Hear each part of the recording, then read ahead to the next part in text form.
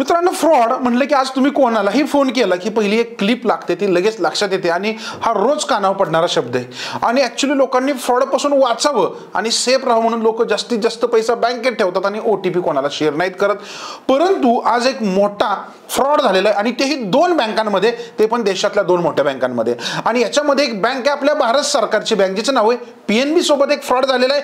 आणि जी एक दुसरी बँक आहे new India cooperative bank limited. आता यांच्यामध्ये जी चोरी झाली आहे, आता हे कसं झालं, कोणी केलं, नेमकी कधी घडलं, अगदी सगळ्या गोष्टी मी व्हिडिओमध्ये सांगणार आहे। संपूर्ण डिटेलमध्ये पाहतात पूर्वी चॅनलला सबस्क्राइब केलं नसेल, क्विकली सबस्क्राइब करा, बेल आयकॉनला प्रेस करा आणि खाली कम्युनिटीच्या लिंक दिलेल्या आहेत, क्विकली जाऊन त्याच्यामध्ये जाऊन जॉईन व्हा। आता मित्रांनो, आपण आपले पैसे सेफ असावे म्हणून बँकेमध्ये ठेवतो आणि पण जर तिकडूनच चोरी होऊ लागली तर काय करायचं? असंच काहीसं झालंय 14 फेब्रुवारी रोजी मुंबईमध्ये new India cooperative bank limited, ज्यामध्ये काही दिवसापूर्वी या बँकेने गफलत केली आहे। आता ज्याच्यामध्ये जवळपास 122 कोटी रुपयांची चोरी झाली आहे। आता थोडं बँकेविषयी सांगतो। 1968 साली ही बँक सुरू झाली होती आणि या बँकेला हितेश मेहताने 1987 साली जॉईन केलं। आता हेच ह्या बँकेचे सगळ्यात जुने एम्प्लॉई पण आहेत आताच्या कंडिशनला आणि जे जनरल मॅनेजर पण आहेत। आणि नॉर्मली आता पुढच्या वर्षीच त्यांची रिटायरमेंट पण होणार होती, पण ह्या हितेश मेहतांना मुंबई पोलिसांनी घातल्यात बेड्या। आता मॅटर असा झाला याच्यामध्ये, कोविड नंतर ना जेव्हा बँकांचे जे काही प्रोटोकॉल्स होते त्याच्यामुळे जास्त लक्ष दिलं जात नव्हतं, कारण कंडिशन एवढी स्ट्रॉंग नव्हती आणि सगळ्यांचं लक्ष होतं नॉर्मली हेल्थ केअर सेक्टरवर। तेव्हा ह्या हितेश मेहताने एक स्कॅम करायला सुरुवात केली। तो काय करायचा, बँकेचे जे काही फंड्स होते ना तो डायव्हर्ट करायचा आणि हे कुठे करायचा?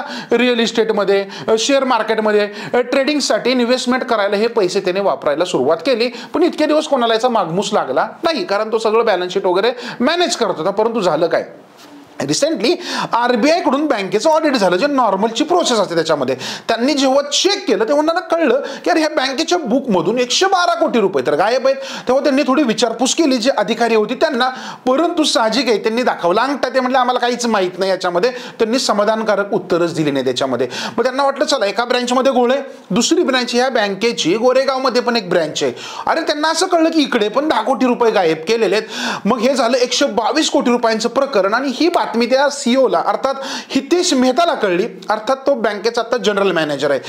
कळालेली कळाई की ते RBI ऑफिशियलला भेटले आणि सांगितलं होय मीच 122 कोटी रुपये चोरलेत बँकेच्या अकाउंटमधून आणि वेगवेगळ्या ठिकाणी त्याला फिरवलेले आहेत। आणि ज्याच्यामुळं हितेश मेहता आणि त्यांचे इतर कर्मचारी ज्यांनी याच्यामध्ये सपोर्ट केला त्यांना सेक्शन 316(5) आणि सेक्शन 61(2) ह्याच्या अंतर्गत क्रिमिनल ट्रान्सपरन्सी इंडिया अंडर भारतीय न्याय संहिता 2023 अंतर्गत त्यांच्यावर ऍक्शन घेतली गेलेली आहे। आणि महत्त्वाची गोष्ट, बँकेचे जे CEO आहेत आता देवर्षी घोष यांना ही गोष्ट जेव्हा समजली त्यांनी सर्वप्रथम पोलीस स्टेशन गाठलं आणि हितेश मेहता आणि इतर जे काही समाविष्ट मंडळी आहेत त्यांच्याविषयी कंप्लेंट केली। आता साहजिक आहे मित्रांनो, कंप्लेंट झाली की लोक जमायला सुरुवात झाली, बँकेच्या बाहेर गर्दी पडली। मुंबईकरांना प्रश्न पडला की अरे नक्की झालं काय, आणि गर्दीचं कारण होतं या न्यू इंडिया कोऑपरेटिव्ह बँकेने केलेला मोठा फ्रॉड 122 कोटी रुपयांचा आणि बँकेचं शटर बंद करावं लागलं। मॅटर असं झालाय RBI ने सगळ्या व्यवहारांवर बंदी घातलेली आहे। पुढचे 6 महिने तुम्ही बँकेमधून 1ही रुपया विड्रॉल करू शकत नाही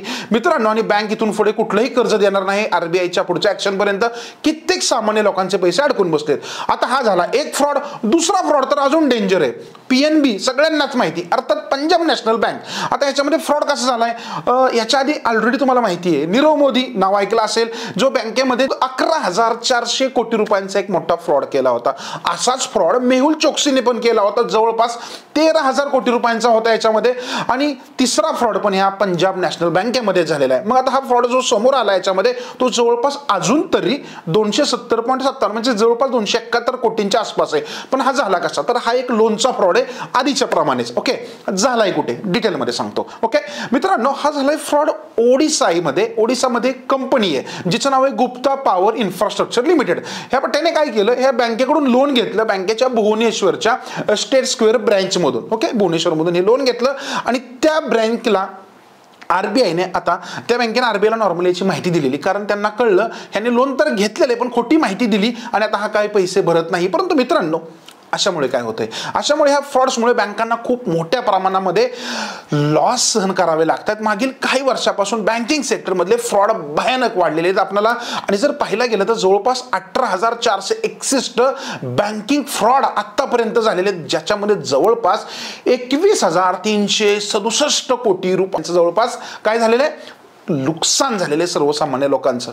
याच्यामधून काय शिकलो तर नेहमी कुठल्याही बँकेमध्ये तुम्ही कसली इन्व्हेस्टमेंट करताय, एफडी करताय, आरडी करताय, तर थोडी माहिती जाणून घ्या. ओके, भले पीएनबी मोठी आहे, तिथे आताही बँकेने खूप मोठे निर्बंध नाहीत लावलेले, पण याच्या आधीच्या बँकेचा जर विचार करायला गेलं तर लोकांचे पैसे अडकून बसतात. त्यामुळे स्मार्ट डिसिजन घ्या, योग्य ठिकाणीच पैसा गुंतवा आणि नॉलेज घेतल्याशिवाय कोणाकडेही कुठल्याही बँकेमध्ये मोठ्या इन्व्हेस्टमेंट करू नका. याच्या मित्रांनो, यापैकी तुम्हाला काय वाटते, ह्यातले किती पैसे रिकव्हर गव्हर्नमेंट करून देईल किंवा आरबीआय करायला मदत करेल? प्लीज कमेंट करा आणि व्हिडिओ आवडला तर पटकन लाईक करून शेअर करा, कारण कदाचित कोणाबरोबर झालेला फ्रॉड त्याला अजून माहीतच नसेल, तो पण बिचारा पटकन ऍक्शन घेऊ शकतो. धन्यवाद.